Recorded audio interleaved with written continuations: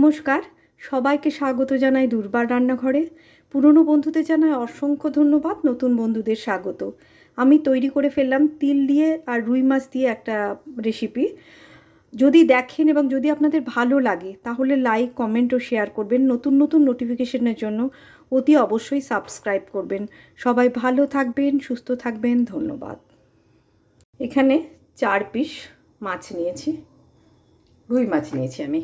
আপনারা কাতলা মাছেও করতে পারেন, রুই কাতলা দুটোতেই ভালো হয়। এখানে দিলাম একটু হলুদ, দিলাম নুন। এবার এটাকে ভালো করে মাখিয়ে নিচ্ছি। একটু লেবুর রস দেব, আষ্টে গন্ধটা চলে যাবে। এটাকে মিনিট 5 রাখবো। গ্যাস অন করে ফ্রাই প্যানটা বসিয়ে দিলাম। খানিকটা তেল দিয়ে দিলাম মাছ ভাজার জন্য। তেল গরম হয়ে গেছে, মাছগুলো ভেজে নেব।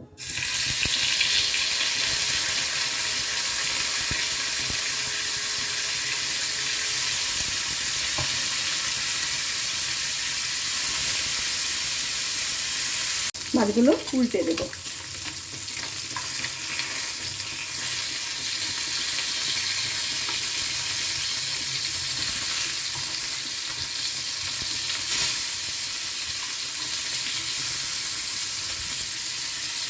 মাছগুলো সব উল্টে দিলাম।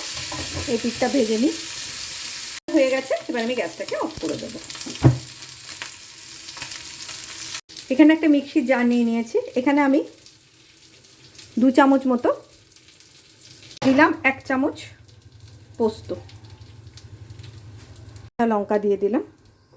এটা এবার আমি বেটে নেব। এখানে আমি দেব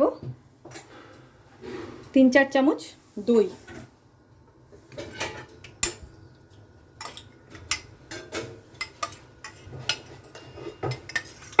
দইটাকে ভালো করে ফেটিয়ে নেব। এখানে যে পেস্টটা করেছিলাম সেটা এখানে মিশিয়ে দিলাম, পুরো পেস্টটা। এবার মিক্সড করে নিলাম। করে কড়াই বসিয়ে দিয়েছি। এখানে একটু তেল দিয়ে দিলাম। তেল গরম হয়ে গেছে। এখানে আমি দিয়ে দিলাম এলাচ, ছোট এলাচ, লবঙ্গ, দারচিনি, শুকনো লঙ্কা আর তেজপাতা। এটা একটু ভেজে নেব। এটার একটা সুন্দর ভাজা গন্ধ উঠেছে। এবার আমি এটার মধ্যে দিয়ে দেব যে পেস্টটা তৈরি করে রাখলাম সেটা। আমি গ্যাসটা একদম বন্ধ করে দিয়েছি এখন, যেহেতু এটাতে দই আছে, কেটে যাবে বলে আমি অফ করে দিয়েছি। গ্যাসটাকে সিমে দিয়ে রাখলাম। একটু লঙ্কার গুঁড়ো, কাশ্মীরি লঙ্কার গুঁড়ো দিলাম।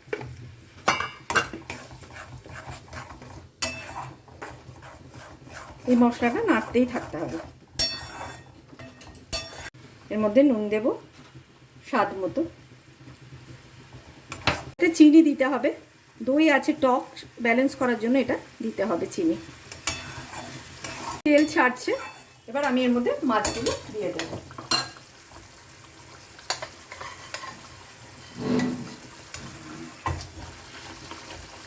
মাছগুলো এর মধ্যে দিয়ে গ্যাসটা আরও কমিয়ে দেব।